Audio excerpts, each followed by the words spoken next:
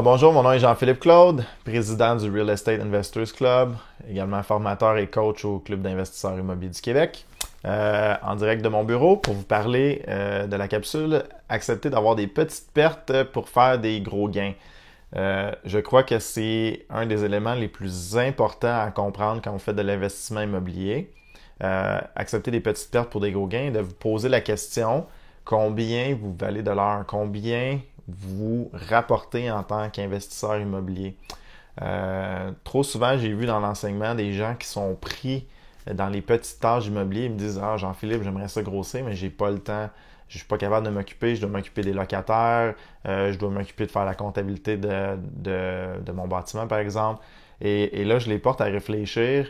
OK, quand tu fais la comptabilité ou quand tu fais la gestion des locataires, par exemple, combien tu vaux de l'heure?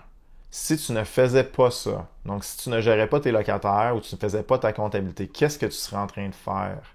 Tu serais probablement en train de chercher une nouvelle opportunité qui pourrait t'en rapporter 200 000 à 300 000.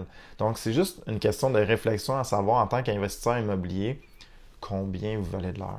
Malheureusement, les gens tombent dans la distraction, tombent dans les opérations, puis oublient de penser au futur, oublient de penser à la prochaine opportunité, se concentrent plutôt à couper des petits coups, mais ne pas avoir la vision du futur pour une prochaine transaction.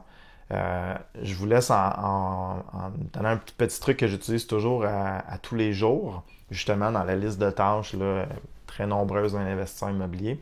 À chaque journée que je commence, je me pose toujours la question, OK, dans cette to-do list-là, quelle est la chose? Si j'avais une tâche, une seule tâche, là, je suis malade, je ne suis pas capable de rien faire, qu'une seule tâche, quelle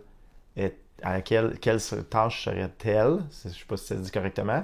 Quelle tâche je devrais exécuter? Et c'est forcément cette tâche-là qui a le plus gros retour sur investissement pour vous. Et c'est cette tâche-là que vous devez vous consacrer. Si cette tâche-là dure toute la journée, apprenez à déléguer. Laissez tomber ça et concentrez-vous sur la tâche. Concentrez-vous où est-ce que vous avez le plus d'impact, où est-ce que votre salaire heure est la plus importante.